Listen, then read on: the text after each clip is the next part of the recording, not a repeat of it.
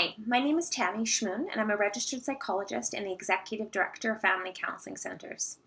Today I'm here to talk to you about sleep and anxiety. Anybody who's afflicted with anxiety knows that sleep is often disrupted and it's really difficult to fall asleep. So I'm just here to give you a couple pointers how to fall into sleep or help your child fall into sleep.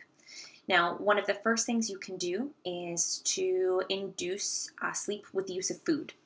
Now, sleep is based on three different building blocks: serotonin, melatonin, and tryptophan. So melatonin is the key player in helping you fall asleep and staying in sleep. And serotonin and tryptophan are chemicals that either help build melatonin or they help keep melatonin in the system. And that would be tryptophan is the latter of the two. So you can get tryptophan by eating dairy. You can get it by eating beans, cashews, or poultry.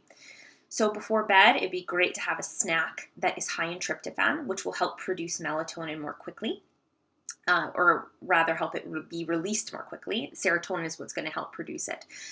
So just ensure if you're going to go the dairy route that you need to pair it with a carbohydrate, such as whole wheat toast or crackers or a cookie, as that is the way it will be absorbed through the blood-brain barrier. So one thing people don't know about that. You can also get a prescription for tryptophan, but I'd say it's just as healthy to go with it with the food route.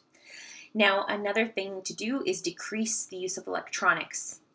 Now, electronics interfere with the production of melatonin. So it delays the onset of the release of melatonin in the brain. So we want to make sure we cut out electronics at least an hour before bed. Now, another thing you can do is introduce lavender, lemon balm, or passion flower. Whether these are essential oils or a tea, chamomile is another one, into the system, or go to a natural food store to get these items. They will all help with sleep. Another thing you can do is induce deep breathing. Now, when we are anxious, our fight, flight, freeze, or collapse response in the limbic or the emotional system of the brain is triggered. So we call this the sympathetic nervous system is being activated. So the heart's pumping, thoughts are racing, oxygen levels are going up. So we need to induce the brakes, which is the parasympathetic nervous system.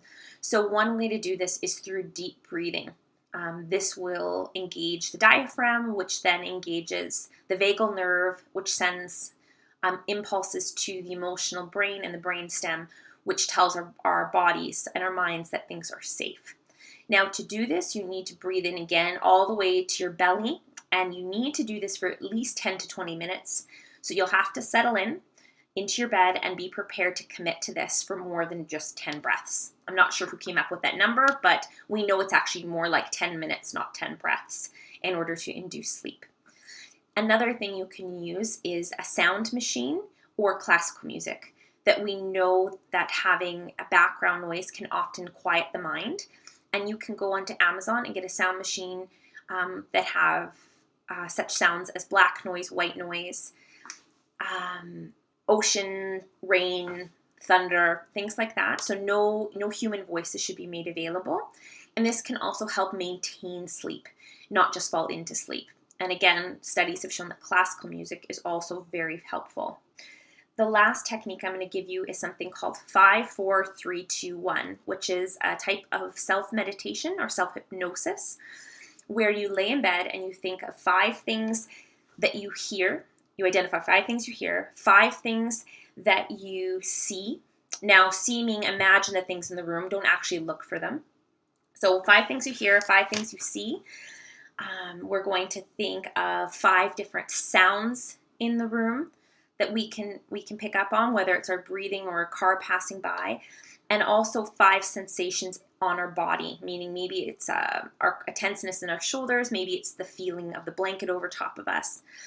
And then you're going to do the same process, but think of 4 things. You're going to try to think of 4 different things, but it's okay if it's the same ones, but do try to add some new ones.